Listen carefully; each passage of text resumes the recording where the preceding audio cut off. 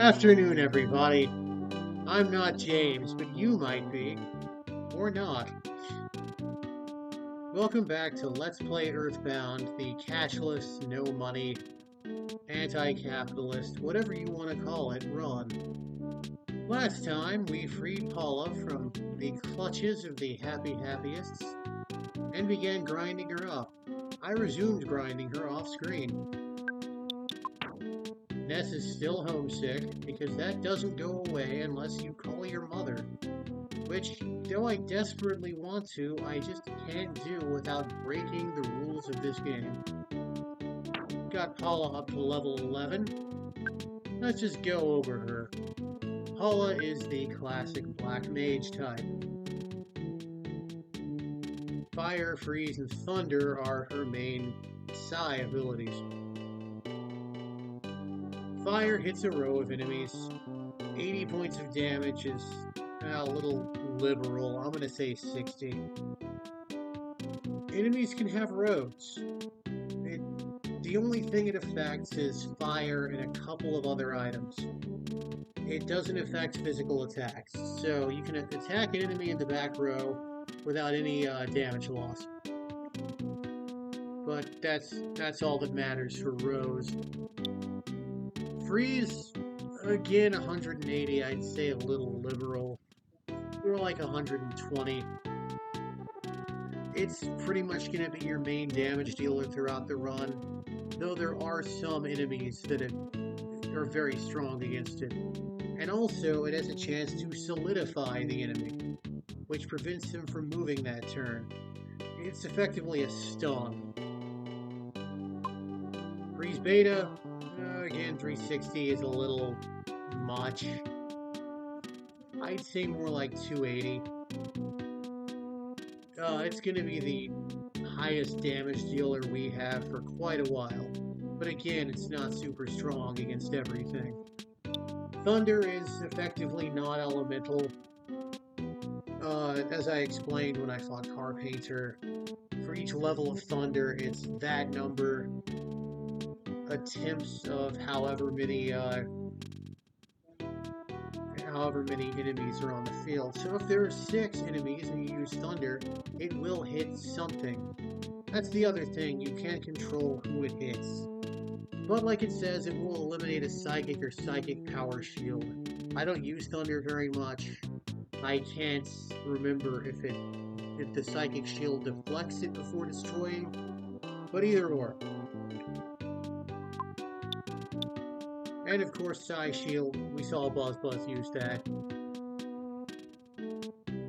It sets up 3 Psychic Shields, which just nullifies an enemy's PSI attacks. And like it says, using a different shield will cancel these effects. I'll deal with the other shields when I get to them.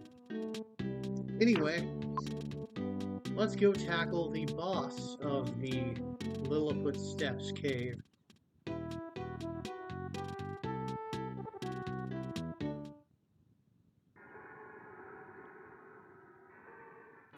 Miraculously, I still have the teddy bear.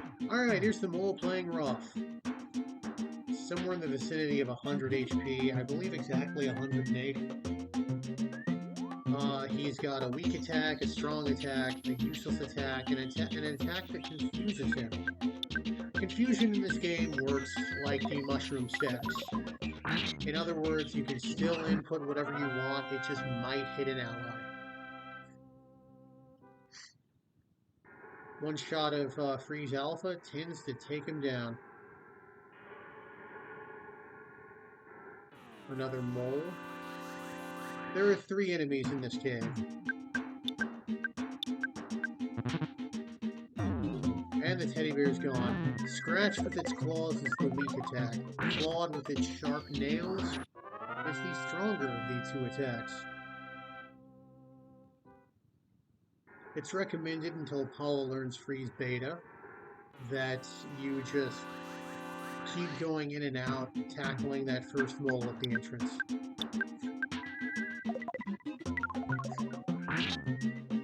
The reason I don't mind running down Paula's PSI before the boss is because, well, she's not going to be dealing a lot of damage to the boss. What do we got here? A great charm. I'm going to put it on Ness. Even though it does increase defense by 1, it increases speed by 5. And that is what I want.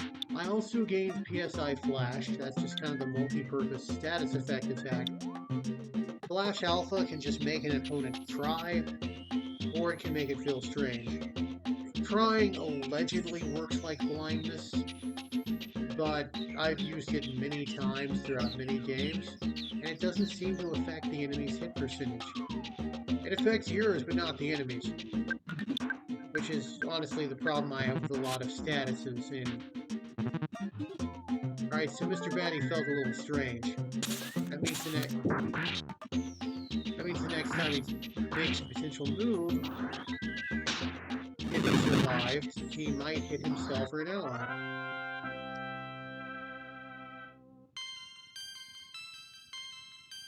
But yes, anyway, that's kind of my gripe with, well, not just this game. It's a problem endemic to a lot of JRPGs, which is that setting a status on an opponent just doesn't do all that much.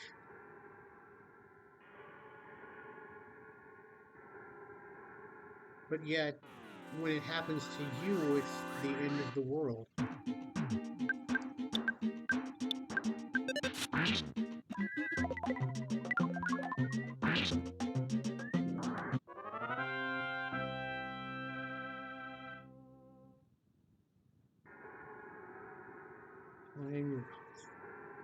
Here's the other baddie of this area, the Mighty Bear.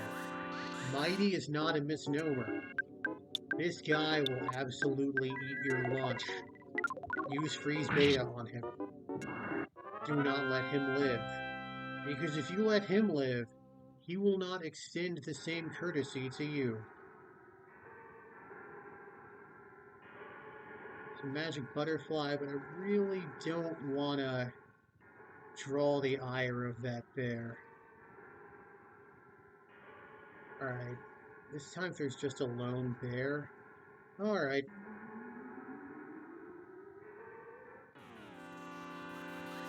Okay.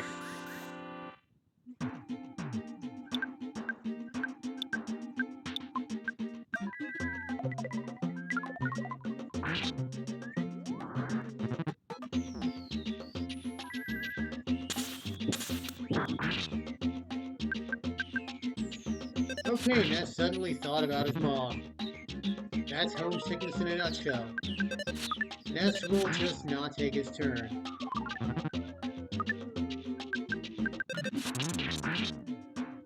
Paula is very weak. Even if she had a weapon, she wouldn't be all that strong.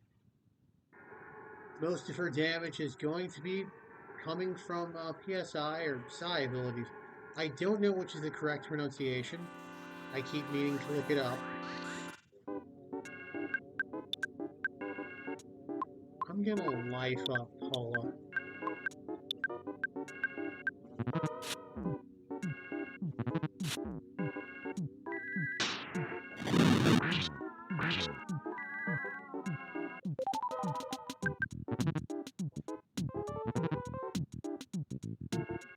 Becoming friendly and affectionate can just solidify you for a turn, which is, much like I explained with the freeze, just a stun effect. You just don't do anything for that turn. If it hits you after you've taken your turn, then you don't do anything for the next turn. Okay. I'm gonna give the banana to Paula. Paula, eat the banana. PSI Caramel. Now these are worth their weight in gold. They don't just restore HP, they restore PP.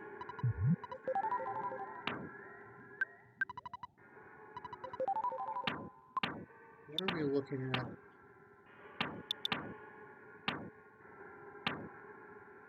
You know what? I want Paula at full HP. I'm gonna burn a hamburger. I need to make room in my inventory anyway.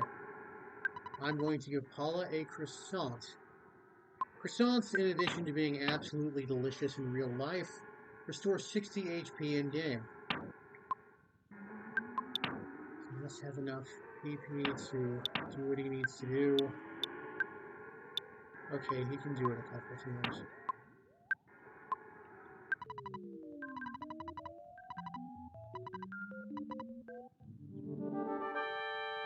Hondo Mole. He's got a lot of HP, he's got a lot of PP, he's very strong.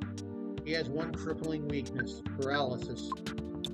I'm going to have Paula eat a croissant. Of course she's going to go before him.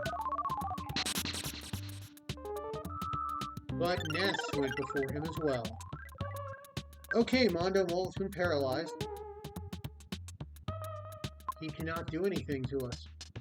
He can throw up a PSI shield. He can heal himself, but he can't damage us.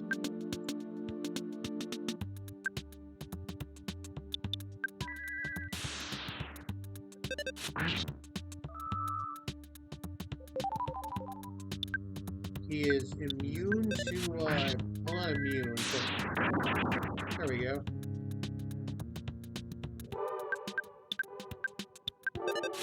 Freeze will not do much damage to him. Fire will do a little damage to him. Honestly, I feel like with Paula, it's just smarter to use Thunder.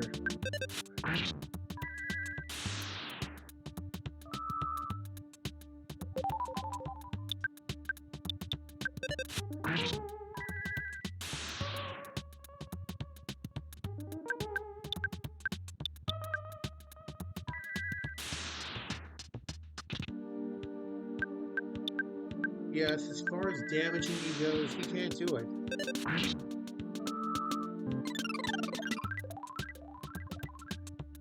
I'm gonna pray. Prey does a wide variety of status effects, or rather a wide variety of effects, some of them a few good, most neutral, a couple bad. Let's take a look.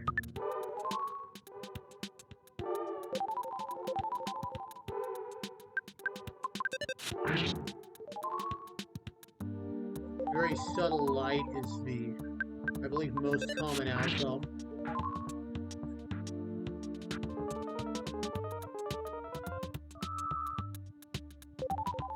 Okay.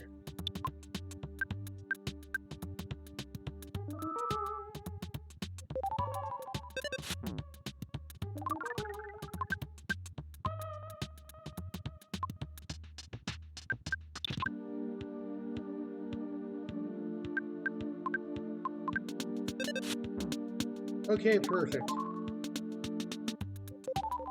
Yeah, the very subtle light does not...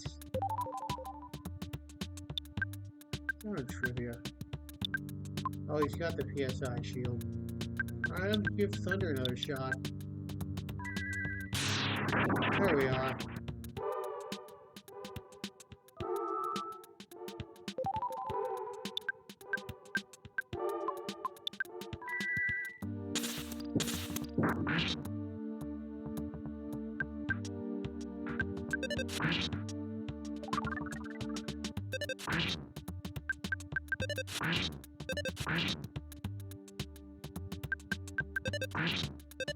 Yeah, not much to say about this. Naturally, if I was better equipped, I'd be dealing more damage to him. I've literally never seen that happen. 2 smash attacks right in a row. I mean, if this continues, he'll just straight up run out of PP and then he won't be able to heal himself. Oh yeah. Just gonna put on auto fight. Yeah, use offense up on yourself, by all means. That is a worthwhile endeavor.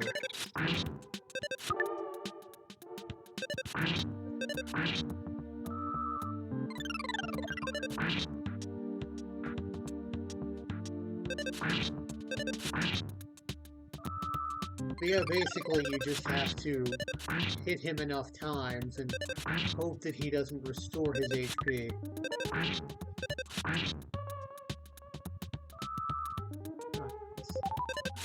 Well, the fact that it's not saying he's maxed out means I'm dealing some damage.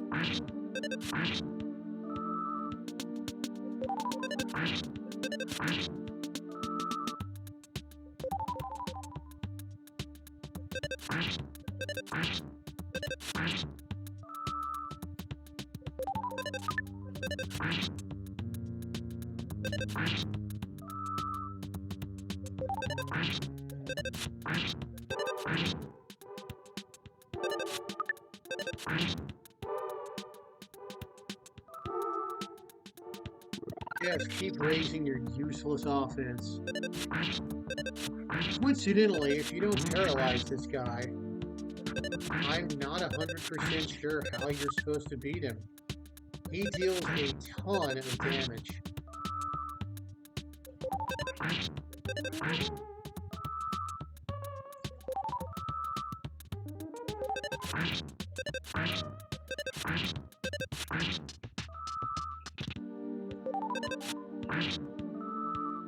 Okay, he's out of psychic points.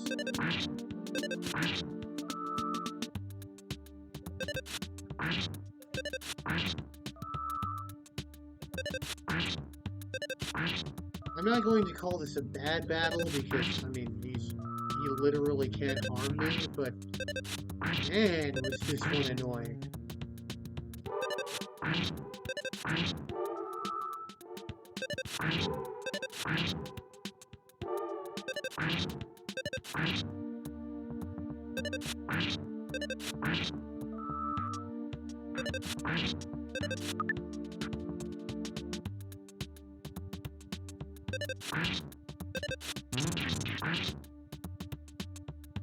Yeah, sometimes I crave hot pot too.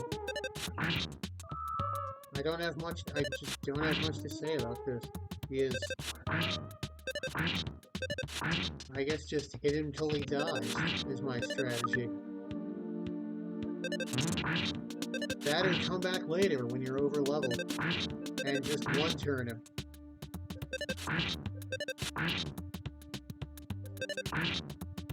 There we go.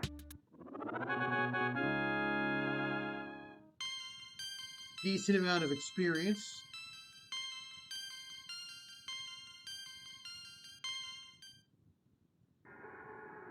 And we have claimed the second sanctuary, Lilliput's Steps.